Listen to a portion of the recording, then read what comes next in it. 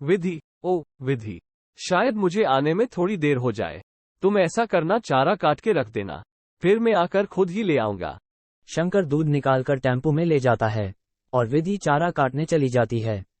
थक गई, चारा तो मैंने काट दिया, अब ऐसा करती हूँ, चारा घर ले जाती हूँ, पता नहीं वो शाम को कब घर आएंगे थके हुए। विधि चारा सर पे उठा के खुद ही घर पर ले जाने लगी। थोड़ा भारी होने की वजह से चारा सर से गिर जाता है। ओहो, ये घास तो सारी गिर गई, अब फिर से समेटनी पड़ेगी। नमस्ते विधि बहन, मैं भी आपके और भाई साहब के बारे में ही सोचकर बोल रहा हूँ, नहीं तो सारी उम्र पालते रहोगे मुफ्त में। विधि चारा बांध के घर चली जाती है, पर उसे व्यापारी की बात कहीं न कहीं सही लग जाती है। शाम को शंकर जब घर आता है तो विधि मधु की बेचने की बात करती है। विधि, तुम पागल हो गई है क्या? तुमने ये बात सोची भी कैसे? किसने तुम्हारे दिमाग में ये बात घुसा दी आई और तुम उसी के कहने पर चल रही हो?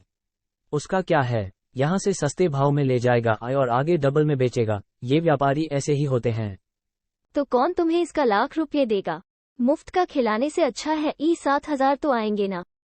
कैसी बातें कर रही हो तुम? भूल गई आज हम जो कुछ भी हैं आई मधु की वजह से ही है, और चांदनी और रोशनी भी उसी की बेटियां हैं। कैसी बातें कर रही हो तुम? भूल गई आज हम जो कुछ भी हैं आई मधु की वजह से ही है, और चांदनी और रोशनी भी उसी की बेटियां हैं। अच्छा, कल को मैं किसी वजह से काम न करूं, घर पर रहने लगूं, तो मुझे भी घर से निकलने की बात करोगी? आई मैंने कह दिया, मधु हमेशा यहीं पर रहेगी मेरे साथ, मेरे घर में। ठीक है, मैं भी देखती हूँ आपकी बूढ़ी गाय इस घर में कैसे रहती है। दिन रात विधि अपने पति के साथ जिद करती है मधु को बेचने की।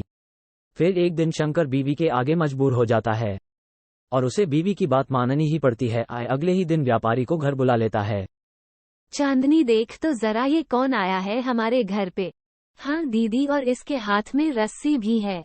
कहीं मालिक ने हम में से किसी की बेचने के लिए व्यापारी की तो नहीं बुलाया है। नहीं मेरी बच्चियों, ऐसा ना सोचो, मालिक और मालकिन तो बहुत अच्छे हैं, उन पर शक न करो। मैं उन्हें वर्षों से जानती हूँ। वो हम में से किसी को भी बेच नहीं सकते। हाँ माँ, तुम सही कह रही हो। शायद भगवान न करे कि ऐसा दिन कभी आए जिस दिन हमें एक दूसरे से अलग होना पड़े। हम तो मर ही जाएंगे। व्यापारी शंकर की पत्नी को मधु के बदले 7,000 रुपये देता है। अरे वाह, बड़े दिनों बाद इतनी बड़ी रकम हाथ आई है। शंकर इस बात से बहुत दुखी था। उसे बहुत बुरा लग रहा था कि ये कैसी औरत है, चंद पैसे के लिए घर की लक्ष्मी को ही बेच रही है।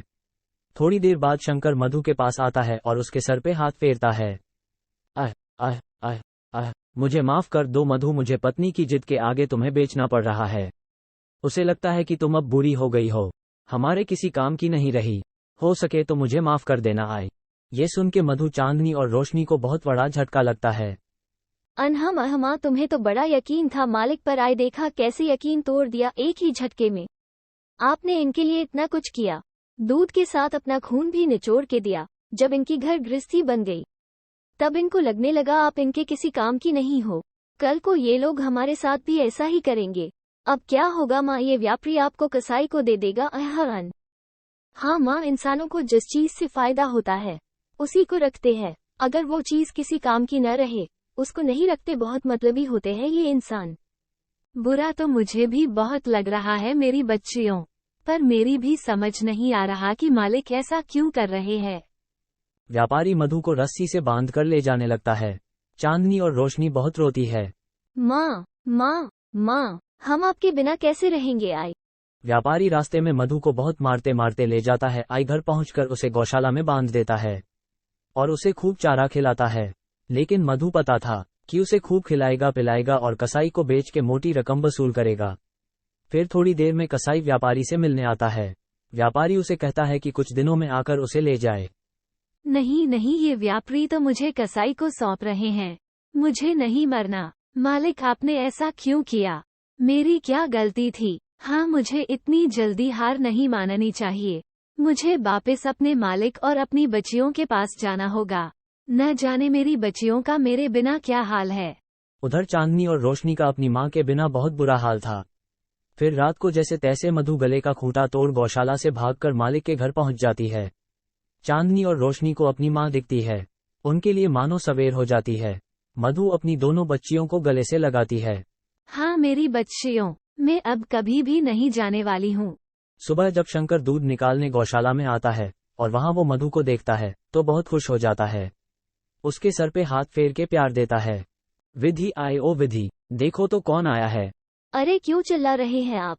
कौन आया है? हाँ, ये मधु। ये वापस कैसे आ गई? देखा, मैं ना कहता था। मधु हमें बहुत प्यार करती है, इसको हमें नहीं बेचना चाहिए। तुम चुप रहो जी। चिल्ला के तो ऐसे बोल रहे थे कि पता नहीं क्या हो गया। इस बूढ़ी बेकार गाय को मुफ्त का खाने की आदत हो गई है। मैं कहती हूँ जल्दी उस व्यापारी को बुलाओ, उससे पैसे लिए हैं, और कहो इसे आकर ले जाए। भाई साहब, इस बार इस गाय को मोटी रस्सी से बांध कर ले जाना, ताकि दोबारा लौट के ना आए। माँ, ये फिर से आपको भेजने की तैयारी में है। कोई बात नहीं मेरी बेटियों, अगर मालिक ने मेरे लिए यही सोचा है तो यही सही। इस बार मैं लौट के नहीं आऊंगी, बस मेरे जाने के बाद तुम दोनों अपना ख्याल रखना। नहीं माँ, ऐसा न कहो। व्यापारी मधु को फिर से ले जाता है, पर इस बार मधु जाने में कोई जिद नहीं करती, क्योंकि उसे पता था उसकी जिद करने का कोई फायदा नहीं है। अगर वो फिर से लौट आए तो मालकिन उसे फिर से भिजवा देगी। इधर चांदनी और रोशनी का रो रो के बुरा हाल था। दोनों ने माँ की याद में खाना पीनी छोड़ दिया था। दोनों बीमार हो गई थी, दूध देना छोड़ दिया था। देख लिया ना जी, किसकी नजर लग गई हमारे घर को। चांदनी और रोशनी कितनी बीमार है, खाना पीना छोड़ दिया है दोनों ने। इतना अच्छा कारोबार हमारा बंद हो गया है। ये और कुछ नहीं, मधु का फिटकार लगा है हमें। बोझ थी ना तुम्हारे लिए वो, जिसे जबरदस्ती तुमने बेच दिया। जिसने शुरू से तुम्हारा साथ दिया, बाद में तुम्हारे किसी काम ना आने लगी तो उसे बेच दिया। खुद गर्ज औरत, इनको भी उनकी माँ से अलग कर दिया। ये तो होना ही था। मुझे भी अपने साथ पाप का भागीदार बना दिया तुमने। आप सही कह रहे हैं जी, बहुत बड़ी गलती हो गई है मुझसे। मैं आपके हाथ जोड़ती हूँ।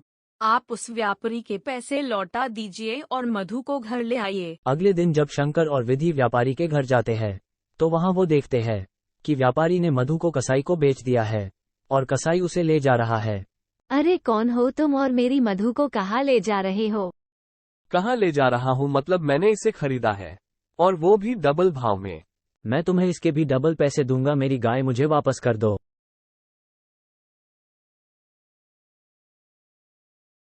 ठीक है, ले लो, मुझे तो पैसे से मतलब है, पर इस बूढ़ी गाय में रखा क्या है?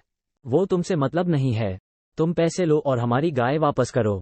शंकर और विधि कसाई को पैसे देते हैं और मधु को वापस ले आते हैं। मधु, मुझे माफ कर दो, मैं कितनी गलत थी। मैंने तुम्हारे साथ कितना गलत किया। मेरी वजह से आज वो कसाई न जाने क्या कर देता। हाँ मधु, अब जो भी हो जाए, मैं तुम्हें खुद से कभी अलग नहीं करूंगा।